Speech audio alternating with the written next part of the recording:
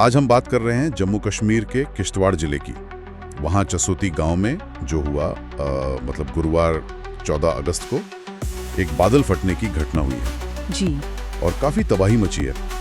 तो हमारे पास कुछ शुरुआती रिपोर्ट्स हैं, थोड़ा पुराना डेटा भी है और एक्सपर्ट्स की राय भी है। कोशिश ये रहेगी कि हम सिर्फ इस ताज़ा घटना को न देखें बल्कि समझें कि इस इलाके में ऐसा क्यों हो रहा है और कितना अक्सर हो रहा है। हाँ, ये समझने बहुत जरूरी है। तो जो पहली खबरें आ रही हैं उनके हिसाब से ये जो अचानक बाढ़ आई उसमें घर बह गए, गाड़ियां बह गईं और जो मचेल माता यात्रा है ना, हाँ, पता है। वहाँ तीर्थयात्रियों के लिए एक रसोई बनी थी, वो भी पूरी तरह तबाह हो गई है। और दुख की बात यह है कि कम से कम 32 लोगों की मौत कंफर्म हुई है।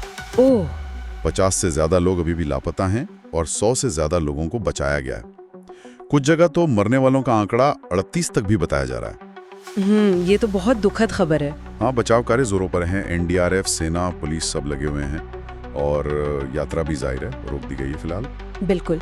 और ये जो जसोती की घटना है, ये दुखद तो है ही, पर जैसा आपने शुरू में कहा, ये शायद एक बड़े पैटर्न का हिस्सा है। अच्छा। हाँ, जम्मू कश्मीर के जो पहाड़ी इलाके हैं ना, वहाँ ये बादल फटना, मतलब जिसे क्लाउड बर्स्ट कहते हैं, कि अचानक बहुत कम समय में एक छोटे से एरिया में बहुत ज्यादा बारिश हो जाना, ये कोई नई बात नहीं है। मतलब पहले भी ऐसा होता रहा है। हाँ, मैं सोच ही रहा था कि ऐसी खबरें तो आती रहती हैं। बिल्कुल। हाल की ये बात करें तो इसी साल अप्रैल 2025 में रामबन जिले में एक जगह है सेरी बागना।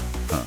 वहाँ बादल फटने से 3 जानें गई थी और जो जम्मू श्रीनगर हाईवे है उससे भी काफी नुकसान हुआ था। ओके। और थोड़ा और पीछे जाएं तो जुलाई 2021 में किश्तवाड़ में ही हुंजर नाम का एक गांव था, वहां भी ऐसी घटना हुई थी और उसमें 26 लोग मारे गए थे। बाप रे, 26 लोग! ये तो हाल के ही उदाहरण है। जी बिल्कुल।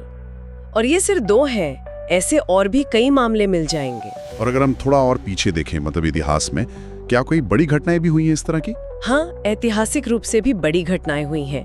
जैसे 2010 में लेह के पास जो भयानक बाढ़ आई थी, लद्दाख फ्लड्स जिन्हें कहते हैं। हाँ, वो तो बहुत भयानक थी। वो भी बादल फटने से ही शुरू हुई थी। उसमें सरकारी आंकड़ा तो 255 मौतों का है, पर कुछ अनुमान कहते हैं कि शायद 600 तक लोग मारे गए थे। फिर 1992 में भी एक बड़ी बाढ़ आई थी भारत पाकिस्तान में, जिसमें अकेले जम्मू कश्मीर में ही करीब 200 मौतें हुई थी। लेकिन जो बात ज्यादा ध्यान खींचती है वो है हाल के सालों में इनकी फ्रीक्वेंसी, मतलब ये कितनी जल्दी हो रही है। एक स्टडी बताती है कि सिर्फ 2010 से 2022 के बीच, यानी इन 12 सालों में, हाँ, इस पूरे क्षेत्र में बादल फटना, अचानक बाढ़ आना, लैंडस्लाइड्स, इस तरह की करीब 168 एक्सट्रीम वेदर इवेंट्स रिकॉर्ड की गई। 1 मिनट, 168? जी हाँ, 168। ये तो बहुत ज्यादा है। मतलब औसतन हर महीने एक से ज्यादा घटना, ये तो वाकई चिंता की बात है। तो क्या एक्सपर्ट्स इसके पीछे कोई खास वजह बता रहे हैं?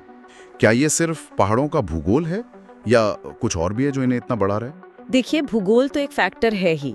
ऊंचे पहाड़ है, गहरी घाटियां हैं, तो बारिश का पैटर्न वैसे भी थोड़ा अलग होता है। लेकिन एक्सपर्ट्स जो कह रहे हैं वो ये कि 2 बड़ी वजह हैं जिनकी वजह से ये घटनाएं बढ़ भी रही हैं और ज्यादा खतरनाक भी हो रही हैं। अच्छा, क्या है वो वजह? पहली वजह है क्लाइमेट चेंज, यानी जलवायु परिवर्तन। अब ये थोड़ा टेक्निकल लग सकता है, पर आसान भाषा में कहें तो ग्लोबल वार्मिंग की वजह से हमारा वातावरण गर्म हो रहा है। हाँ। और गर्म हवा जो है वो ज्यादा नमी, ज्यादा मॉइस्चर होल्ड कर सकती है। तो जब ये नमी अचानक से बरसती है ना एक जगह पर कॉन्सेंट्रेट होकर, तो वो बादल फटने जैसी घटना बन जाती है। ज्यादा इंटेंस बारिश होती है कम समय में। अच्छा, यानी मौसम का जो पैटर्न है वो ज्यादा एक्सट्रीम होता जा रहा है, ये मतलब हुआ? बिल्कुल। और दूसरी बड़ी वजह जो एक्सपर्ट्स बता रहे हैं वो है इन नाजुक पहाड़ी इकोसिस्टम्स में अनियोजित विकास। मतलब जिस तरह से कंस्ट्रक्शन हो रहा है। अनियोजित विकास जैसे कि नदियों के किनारों के बहुत करीब घर बना लेना या होटल्स बना लेना, या फिर ऐसी ढलानों पर सड़कें या इमारतें बनाना जो लैंडस्लाइड के लिहाज से वैसे ही खतरनाक हो। तो होता क्या है कि ये जो कंस्ट्रक्शन है ये कई बार पानी के नेचुरल फ्लो को रोकता है। बाढ़ आती है तो पानी फैल जाता है, ज्यादा नुकसान करता है।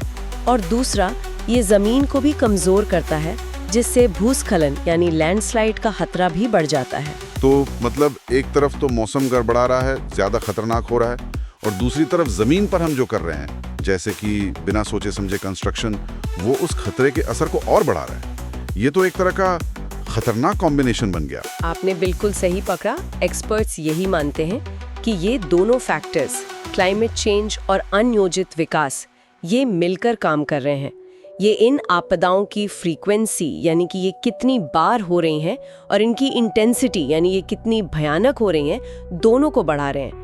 एक तरह से ये एक दूसरे के असर को मल्टीप्लाई कर रहे हैं। हाँ, तो फिर आज की इस पूरी चर्चा से ये बात तो एकदम साफ हो जाती है कि चंदसोती में जो हुआ वो बेशक एक दुखद घटना है, एक ट्रेजेडी है जी, लेकिन ये कोई अकेली आइसोलेटेड घटना नहीं है।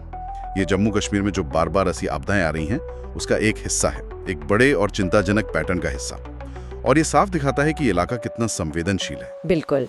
और जो स्रोत हमने देखे, जो आंकड़े हैं, वो हमें ये सोचने पर मजबूर करते हैं कि अगर ये ट्रेंड जारी रहता है जैसा कि लग रहा है, तो आगे क्या?